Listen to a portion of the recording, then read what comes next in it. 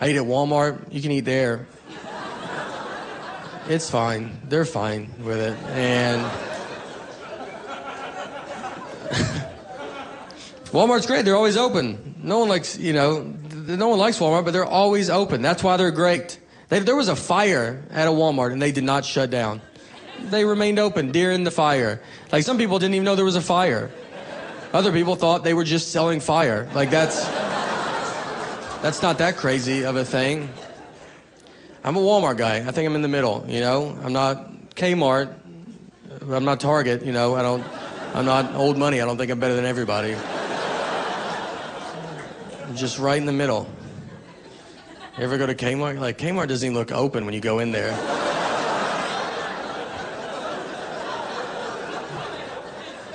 You just walk in, you're like, you guys about to close? Are you getting looted or something? They're like, no, we're open. Are you? Are you going to cut the lights on that side of the store? Maybe get some stuff, Kmart looks like where you go buy stuff if you're about to open a new Kmart. If you needed shelves for your Kmart, you'd go in there and be like, this is good. I think we're going to do it right here. There was a lot of Kmart's here in New York. I lived here for 8 years, and I love New York. I love the driving. That's what it's like. See, I think we should all learn how to drive in Manhattan. And because it's great. Everybody honks at everybody, just screaming, yelling. That's how it should be. Growing up in the South, no one honks ever. People just sit at lights, and they're like, if you don't want to go, I totally understand. I'm probably not going to go when I get up there. So let's just wait it out, Let's let traffic die down, and we'll get home tomorrow. I once had to take my car to get it fixed, and I go to this mechanic. It looked like it was just this dude's house. And I go inside, and there was a line. There was people in there. So we're sitting there. They were taking forever, and we're all getting pretty upset about it. Finally, one of the fellow customers just starts yelling at all the employees, and I was like, this guy's great. I loved it. I would never do it, but I like when other people do it. So I was like, good for you. Just keep yelling at him. And he keeps yelling, and then a mechanic comes over and is like, you got to calm down. You can't yell at us like that. And the guy keeps yelling. I'm like, this guy's great. He's getting stuff done, nothing can happen. I was wrong because they fist fought him. They fist fought him, and then they just dragged him outside, and we just watched it.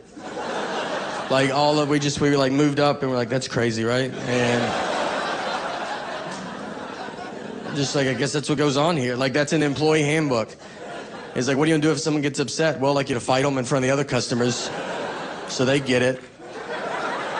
And then drag them outside so people driving by get it as well. You know what our motto is? Our motto is, what'd you say? That's what I thought you said. Keep your mouth shut. Yeah.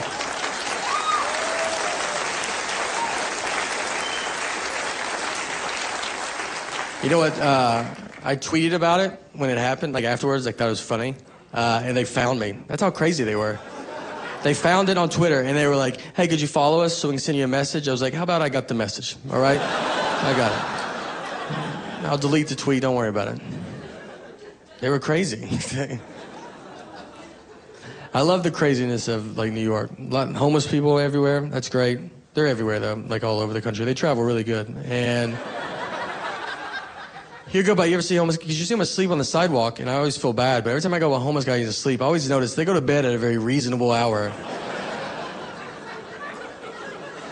Just walk by. You'll be 9 o'clock. You're like, that guy's going to get a solid 8 hours. I'm going to toss and turn. He'll be to work on time, One homeless guy, once he asked me for money, and I was like, all right, here. And I gave him money, and he was like, it's good you give money, man. This could happen to you. You could be homeless by tomorrow. And I was like, I don't know about by tomorrow. I was like, I have a lot of friends and family, I have to get rid of all of them in 20. I don't have time to do that. I would have to kill them all, and then I would just go to jail. I still wouldn't even be homeless. So I don't even think I could be homeless, It'd take a long time. Very forced. Maybe that's what his message was. Maybe that was good. I don't know. When I first moved to New York from Nashville, I was here 3 months. And we would always do comedy, and we'd go eat at a diner really late. So one night, sitting in the back of this diner with some other buddies, and this guy walks in with a CNI dog, but he was pretending to be blind, like he's not blind. And I could tell. I'm really good at telling when people are fake blind. And he walks in. First of all, he makes a big announcement to everybody, like, "Hey, I'm blind. I'm blind, everybody." And he started just walking around, just knocking everything off everybody's table. Like, "Oh, I wish I could see what's going on, but I can't because I'm blind." And he had a CNI dog, but he was leading the dog around the whole time. Like, the dog never got in front of him. And I was like, it doesn't work like that. I don't think the dog builds confidence. And he's like, "Why don't you do some of these on your own? I just want to see, what I'm dealing with." So I'm watching all this happen. I'm getting pretty upset about it, because I just moved to the north from the south, so I still cared about people at this point. And now I've been beaten down by New York. Now if someone died in front of me, like, really, right in front of me? All right. Yeah. You just tell you, don't look at him. That's what he wants. All right. That's what he wants.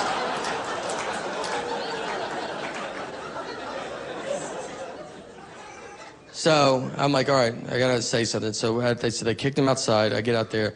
In my Mayberry head, I think this is New York's biggest problem. So I walked over and I was like, "Hey, what's wrong with you, man? Why would you pretend to be blind? How would you feel if you really were blind?" And he was like, "How would you feel if you were blind?" I was like, "What does that have to do with anything?" And then he sprayed me with mace. And let me tell you, blind or not, he was crazy accurate. It wasn't like, "Oh, did I get him?" It was both eyeballs directly. The bridge of my nose wasn't even wet. That's how good he was. Call my mom and you're going to tell me the number.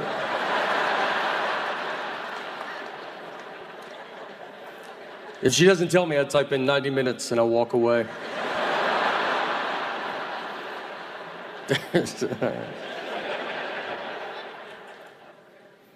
I do my own laundry. Thanks. Thank you. I think that's what it deserves. My mom did my dad's laundry growing up, so I thought all wives do husbands' laundry. And I've always done my own. And to be honest, I felt it had been forgotten about over these past 17 years. The sacrifice I was making that other husbands didn't have to make. One day, I was driving home and it popped in my head and I was like, all right, I'll bring that up.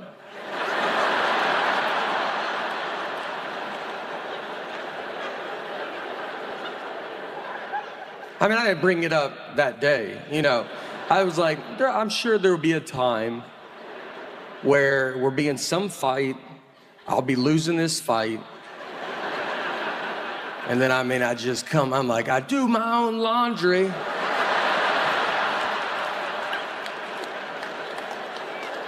She's like, fight's over.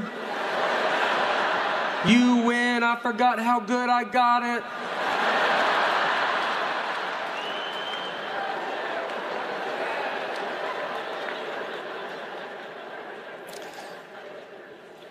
So I sit on it for 6 months, a long time. We finally get in a fight. I don't remember what the fight was about. Nothing. I don't know. It wasn't laundry. I remember that. So I'm losing this fight. And so in my head, I'm like, this is it. I mean, I was sad to see it go. That's how good I felt. I felt bad for her. I mean, I was like, she thinks she's winning this fight. I'm about to drop a bomb on her right now.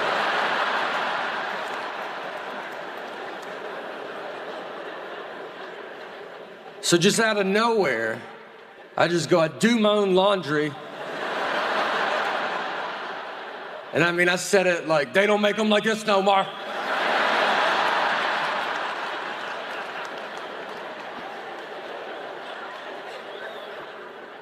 I was shocked that it started a second fight I never saw coming.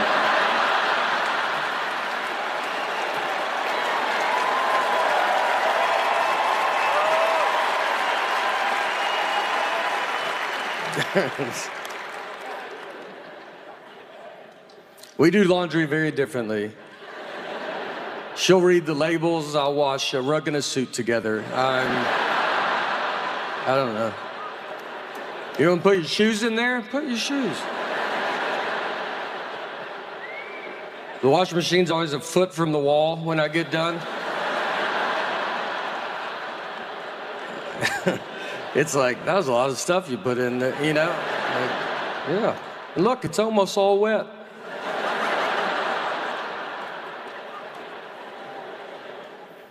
I travel a lot, obviously, so she'll be at home with our daughter. We have a wonderful daughter, as you have seen. And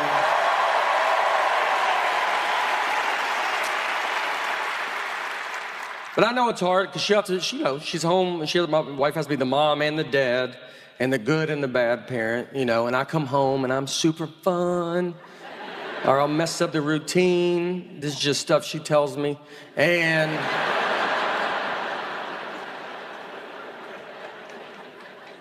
like when I go home, I'll go lay in bed with our daughter and then we get in trouble for talking. I'm not the one talking, by the way, but we get yelled at as if I'm the one talking.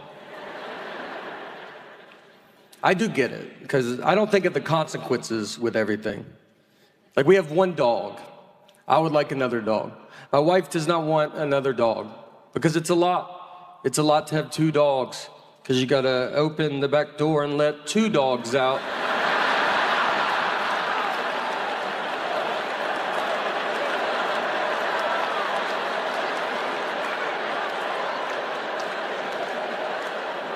Then you shut it. Now they're out there. You're inside, not dealing with it. But then they want to come back in, and you're like, gotta go let all these dogs back in.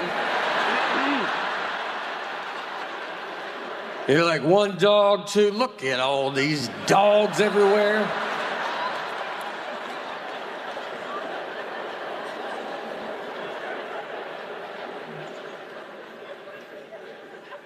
Look, to be honest, I've never taken care of the one dog we have, but two would be fun. Our dog sleeps in our bed, and someone told me you're not supposed to do that because you lose dominance over the dog. And I asked him, I said, what year do you think it is?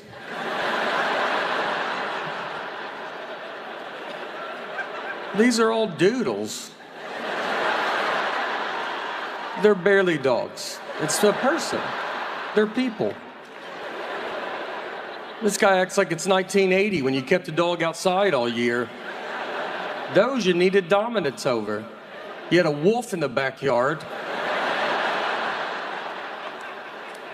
Friends come over. You want to go outside? I wouldn't.